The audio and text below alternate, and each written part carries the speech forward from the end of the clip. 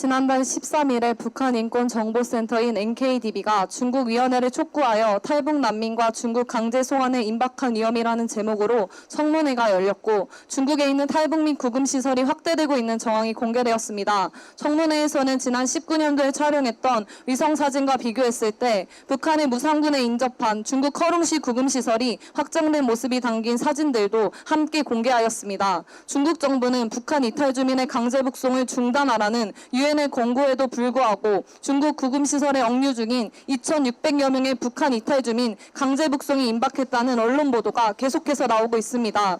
그동안은 코로나19 사태에 의한 북중 국경 폐쇄로 인해 탈북민 강제 북송이 중단되었다가 최근 코로나 사태가 점차 완화되면서 그동안 체포되어 있던 탈북민 2,600여 명을 강제 북송시키려는 것입니다. 중국은 유엔 이사국 중 하나이고 1982년에는 유엔 난민협약과 의정서를 1988년에는 고문 방지 협약에 가입한 국가입니다. 유엔 난민협약 제1조에 따르면 난민에 대해 다음과 같이 정의합니다. 난민은 인종, 종교, 국적 또는 특정 사회 집단의 구성원 신분 또는 정치적 의견의 이유로 박해를 받을 우려가 있다는 충분한 이유가 있는 공포로 인하여 국적국 밖에 있는 자로서 그 국적국의 보호를 받을 수 없거나 그 국적국의 보호를 받기 원하지 않는 자 등으로 정의한다.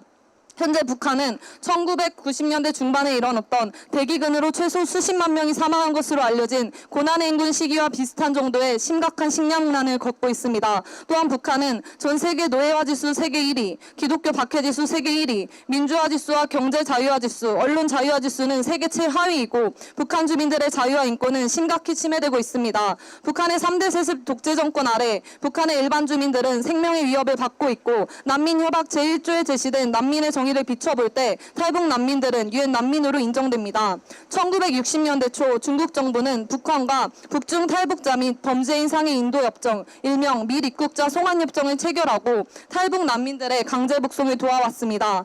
유엔 이사국인 중국은 난민협약 제33조 제1항에 따른 난민은 어떠한 방법으로도 생명이나 자유가 위협받을 우려가 있는 영역의 국경으로 추방이나 송환을 금지한다는 강제 송환 금지 원칙을 준수할 의무가 있고 이에 따라 탈북 난민들을 강제 북송해서는 절대로 안 됩니다.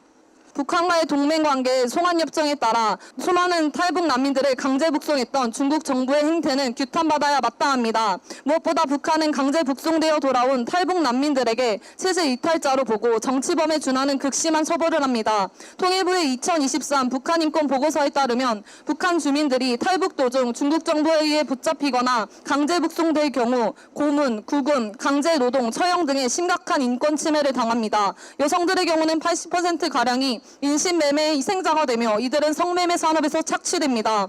중국 정부가 자유와 생명을 찾아 떠난 탈북 난민들을 다시 강제 북송시키는 것은 북한 독재 정권의 살인행위와 끔찍한 인권유리 행위에 동조하는 것입니다. 한 인간으로 태어난 탈북민들을 그런 식으로 보내는 중국 정부와 관료들은 한 생명의 소중함을 과연 알고 있는 것입니까? 강제 북송된 탈북 난민들은 죽을 확률이 99%에 육박한다 해도 과언이 아닙니다. 탈북 난민들은 북한으로 돌려보내지만 않아도 살아남을 수 있는 사람들인데 중국 정부 역시 탈북 난민들을 강제 북송시킨다면 그들의 생명에 책임이 있고 그들을 죽인 살인자와 다를 바 없는 것입니다. 중국 정부는 속히 이를 깨닫고 탈북 난민들을 유엔 난민으로 인정하고 강제 북송을 멈춰야 합니다. 이 시간 함께 외치시겠습니다. 중국 정부는 탈북 난민을 유엔 난민으로 인정하고 강제 송환 금지 원칙을 준수하라. 준수하라. 준수하라. 준수하라. 살인행위와 다름없는 2,600여 명의 탈북 난민들의 강제 북송을 반대한다. 반대한다. 반대한다.